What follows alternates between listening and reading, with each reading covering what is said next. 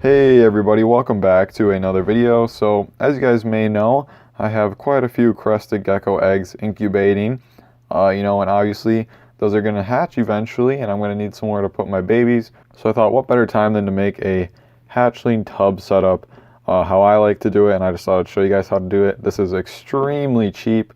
Depending on how you set yours up, this is going to cost you anywhere from $1 to $3 per setup. So extremely cheap, efficient, simple, and easy. And this is what I do on how I set them up and some stuff like that. But the first thing you need to do is obviously get your tub. I'd recommend something 6 quarts or around that area, 6 to maybe 8 quarts, somewhere in there. Smaller is not necessarily bad. Just this is the size that is at my local Walmart. 97 cents for the tub here, so pretty cheap on that. It's simply a tub that has 2 clips on either side, one here, and it just clips onto there. The top is white and not clear, so that kind of sucks, but the tub itself is clear, so that's okay. And for the babies, it doesn't really matter, but it does go on pretty securely. One thing I'd recommend doing is when you're buying your tubs, just make sure that each side clips on well, because sometimes if they don't clip on well and you lift up in the middle here, there's going to be maybe some space where a little hatchling could slip out.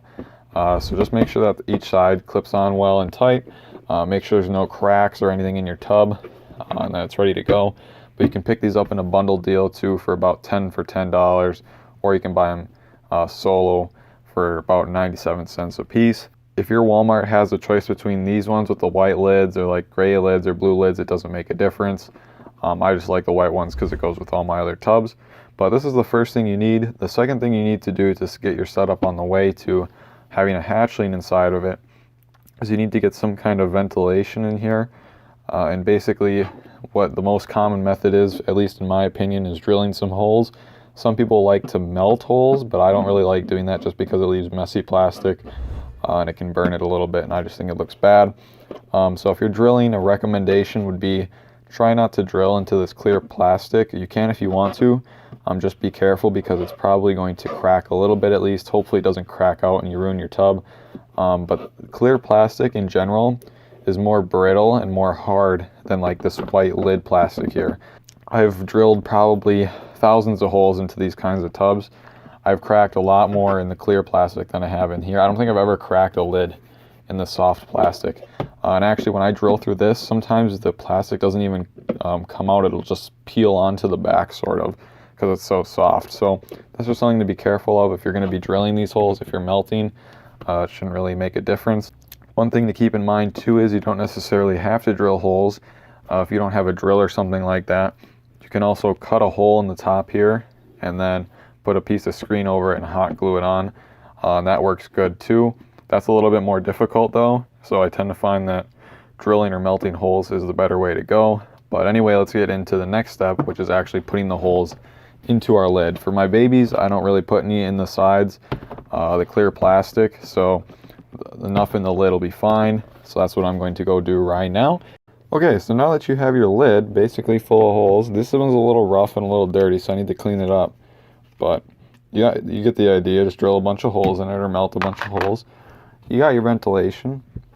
Now you need a tub setup. You actually need to put something in here. Now this is where it's going to be kind of up to you depending on what you want to do here.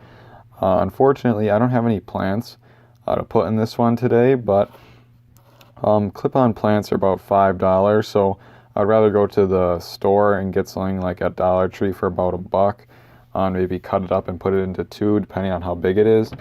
But I don't have any of those today, so I'm not going to be putting any plants in here. But if you want to spend another $1 and get a setup where there's some plants in here, I would definitely recommend it. Makes it look a little bit nicer, but it's not necessary. Otherwise, what I like to do is, for a substrate, paper towel. This is your friend with little baby geckos, or any small gecko for that matter. Paper towel is just nice, one, because it's easy to clean, and two, you want to make sure that your babies are healthy, obviously, and that they're eating and all that kind of stuff.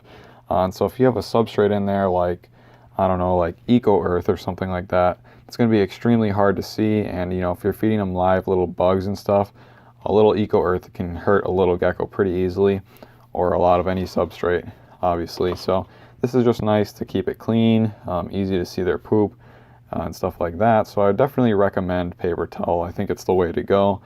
But the next thing you need to do is figure out how you're going to keep them safe in here. So like I mentioned just a little bit ago, plants are a great way to go. If you have some fake plants from a Dollar Tree, I cut them up. But if you don't, another thing you can do is, you see these little paper towel rolls or toilet paper rolls. A bigger gecko, an adult crested gecko anyway, can fit in this roll by itself, and it'll take up most of the roll. But a little baby gecko in there is only going to take up like that much, so it doesn't really need that. It probably won't sit in here unless these are closed more. So what I like to do is I like to take these and just flatten them down a little bit and crease them to make sure that they stay flat. So something like this. It makes it a lot smaller for a little baby gecko than it would if it was just normally left open. So I like to take these and leave them flat. And as you can see, it leaves a nice little crack in there for a nice little gecko. So I like to take a couple of those and put them in there. So let's just set that in there. Let's flatten another one. And these are really nice too because they're free, relatively free obviously. So just put a couple of these in there, 1 or 2 should be fine. Flatter the better, no crawl in there.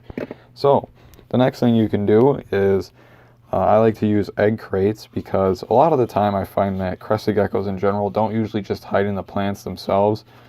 In all of my adult crested geckos and all my juveniles, I have a stick-on plant in all of them. And generally speaking, I don't really find them in the plants themselves that much.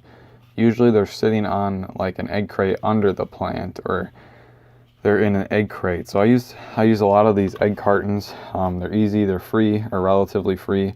If you eat eggs like I do. And what I do for babies is I like to cut them in half, and I like to use the top portion of the egg carton, so the flat side, not the one that has all the bumps. It doesn't really matter, but I like to cut them in half, leave them like this. And if you, let's pretend this is flat ground once, a nice little hidey hole. And what you can do to even make it more flat, just smush it. Might crack a little bit, but that's fine too. So if you picture this on flat ground, it's going to be something like that. So a nice little cave. And if you put your little toilet paper rolls, they should fit right underneath them like so. And it gives them a lot of little spaces in there. I'll take this one out so you can hopefully see.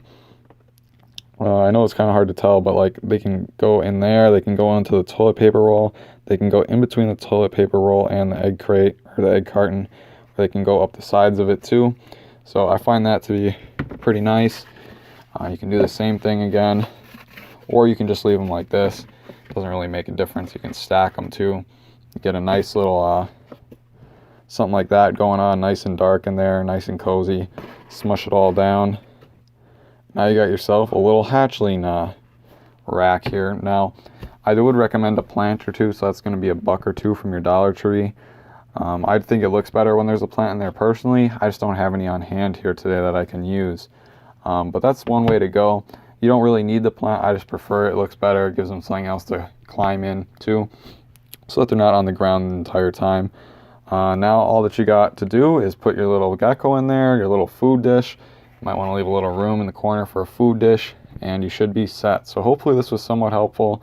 This is a very cheap setup. This is the exact setup I will be using for all my baby crested geckos until they get a little bit bigger, you know, maybe 8 to 10 grams, and then I'll move them up into something bigger. But for the babies, this works wonderful. I have had baby crested geckos in here before, just not ones I've hatched. So, but anyway, hopefully this was somewhat helpful. Hopefully this works out for you guys. Thank you guys so much for watching, and I will see you in the next video.